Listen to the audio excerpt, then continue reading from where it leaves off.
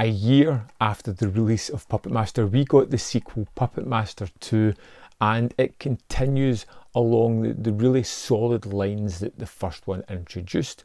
This time we have the puppets digging up Toulon's grave, bringing him back to the world. We have a group of government psychic investigators who have come to this hotel to investigate the strange ramblings of the survivor of the last movie. So it doesn't have the characters of the last movie, but it has a nod to them, doesn't completely disregard them.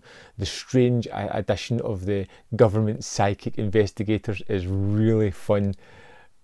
Unnecessary, but just adds a hell of a lot to it. And we get the return of our puppets, and of course our Toulon, our puppet master himself, is back this time with a grand plan of creating his elixir that gives life to these little puppets. And we get the addition of a new puppet as well in the form of Torch, which is a really startling image of this little metallic warrior with bullet teeth who fires a 10-foot long flame that just burns people.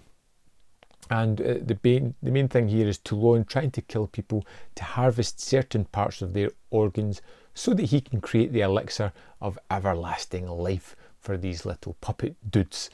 And it's just fun. It's thrown in straight away as we know exactly what's going on. We know the situation, the hotel, the puppets. Again, we get more nods to Universal, particularly with our bad guy's get-up, as he's dressed like the Invisible Man for much of the movie.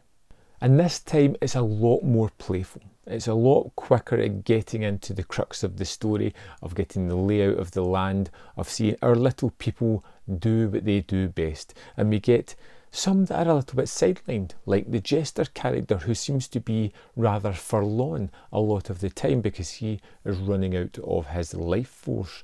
We get one of the psychic investigators who seems to remind Toulon quite a lot about his dead wife, and the fact that he thinks it's most definitely a doppelganger of sorts.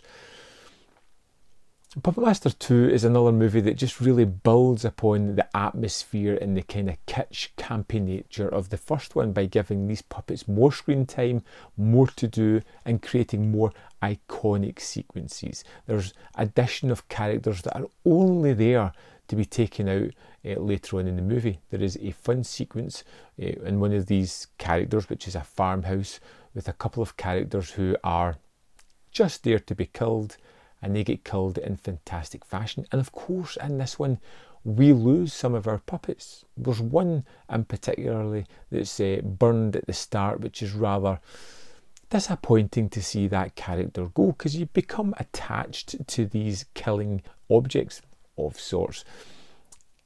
And I really do feel that until the finality of this movie, it's really tight and almost surpasses the first one with its atmosphere, with its weird, strange ideas behind it.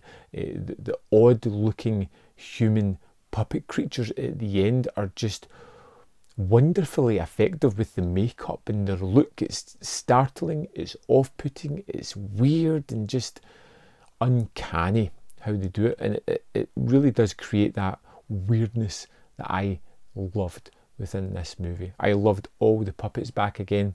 Seeing them cause their carnage is just incredibly fun, and we get more of that kind of similar tone that was in the first one. And this is the beginning of the churning out of the sequels of this.